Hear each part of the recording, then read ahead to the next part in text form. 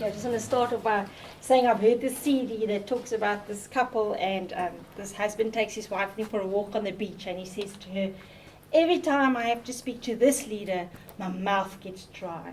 And every time I have to speak to this leader, my hands sweat.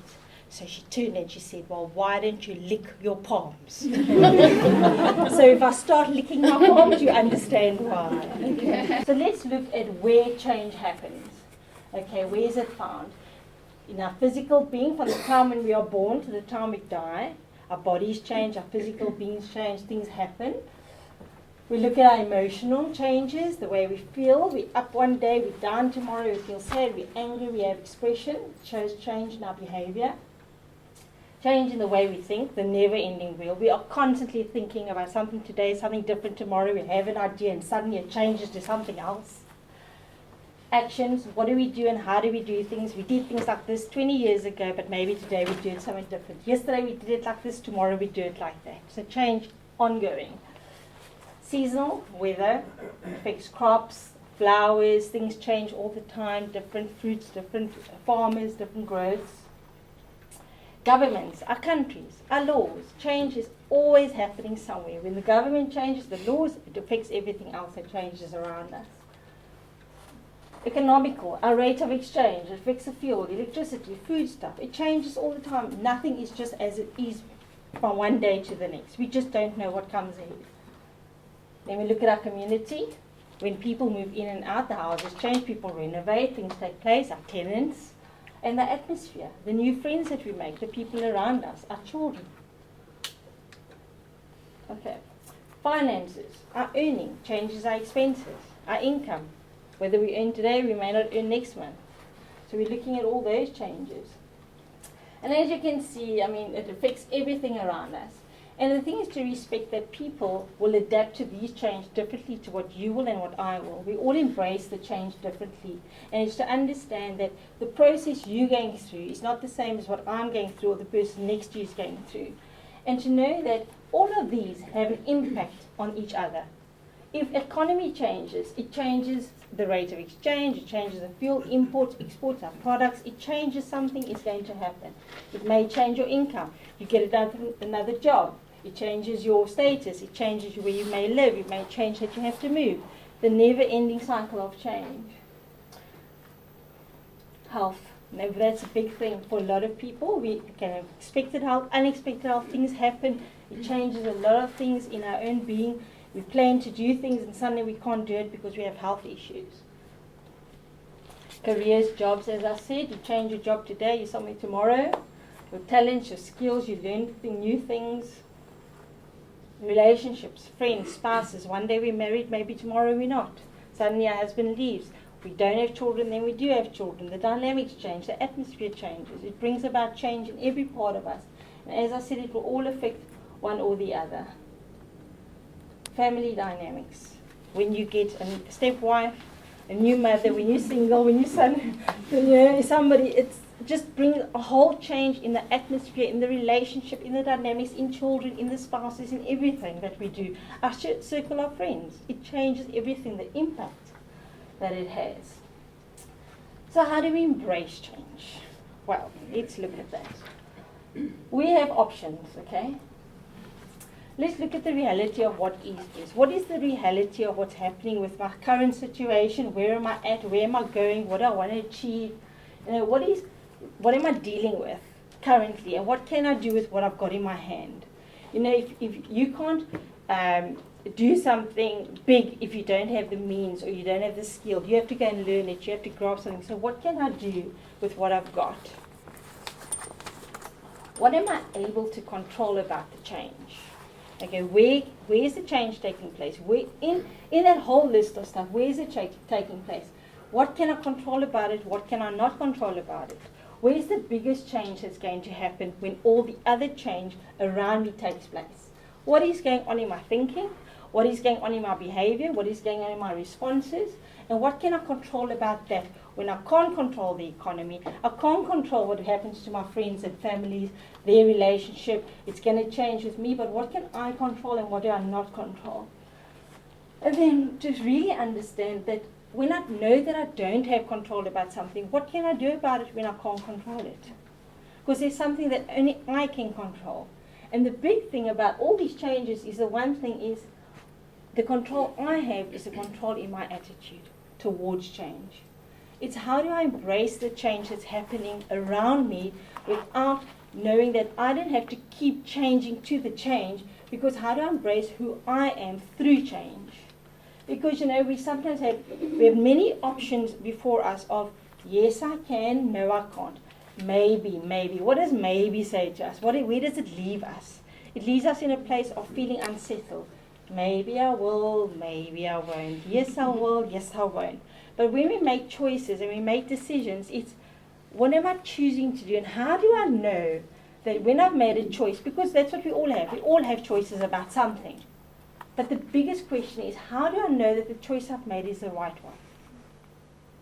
How do I know that it's right? Because what's right for me may not be right for you. What's right for somebody else is not right for me. But it's what do I do and where is it taking me to?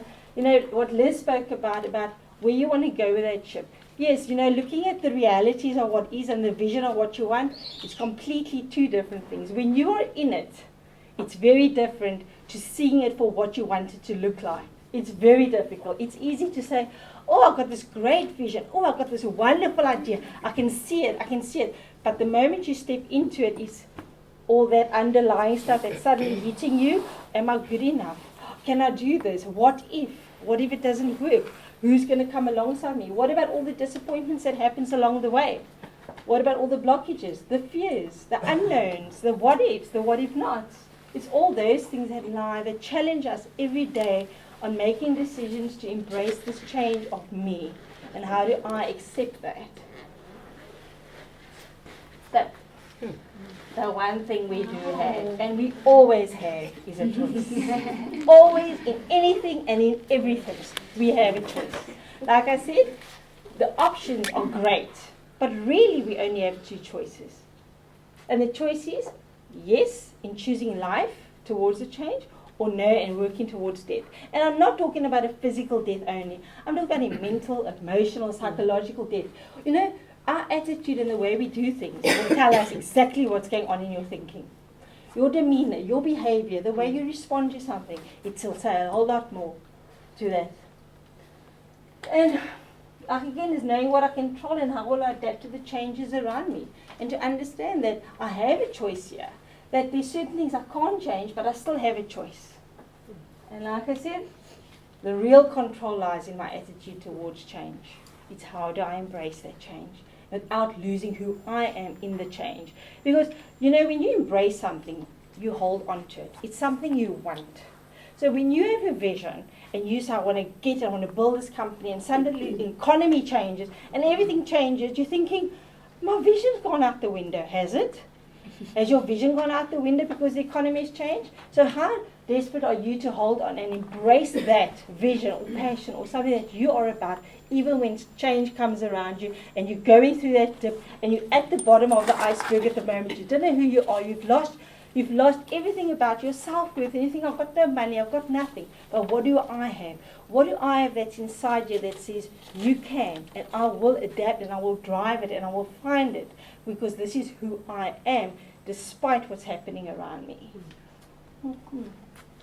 And when life gives us stuff, we normally say, what happens when people give you lemons? We can make lemonade, we can make lemon meringue, we can make lemon juice, or simply just take a mad lemon and go to bed. Just do what you like with it and how you manage it, and you can be creative, have fun with it, do whatever you like with it. But you can decide on that. Okay. So, this is what I've come. Always remember, change requires change. It will always cost you something. Whether it's emotional, physical, financial, it will cost you. And not to allow change to define you, but allow it to redefine you, to clean you out, to sort you out. What is it that I'm really passionate? Again, the why, what, and how comes in. Why do I want to do this? Why do I hold a vision? How am I going to do it despite the circumstances, despite the economy, despite the changes, despite my marriages falling apart? What do I do? What do I do with the change when I said, okay, I had a vision for my family and the family is not there? When suddenly we have loss that we didn't expect. We're here today, we're gone tomorrow. We're planning for milestones and suddenly we've got tombstones. How do we plan? How do we adapt to all that?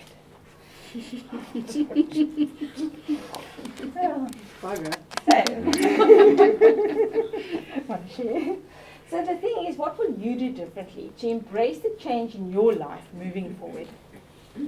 What will you do?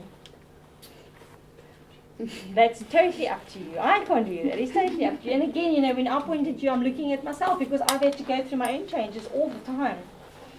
I've had to make changes every day and wake up a new day and say, what am I going to change today? What changes are taking place and how am I going to adapt? And how am I going to embrace me in the change? So yes, so that's what I'm really passionate about. And I eventually wrote my own book on my autobiography on the changes and the process that I had to go through, the choices that I had to make. That was very hard. And understanding that I had a choice in all of that, even when I didn't have a choice. I still had a choice about something. So yes, and then we as individuals, what are my slogans? Here we go. Yesterday I was clever, so I wanted to change the world. That's what we all want to do. But today I'm wise, I'm changing myself. Because really, people change starts with me.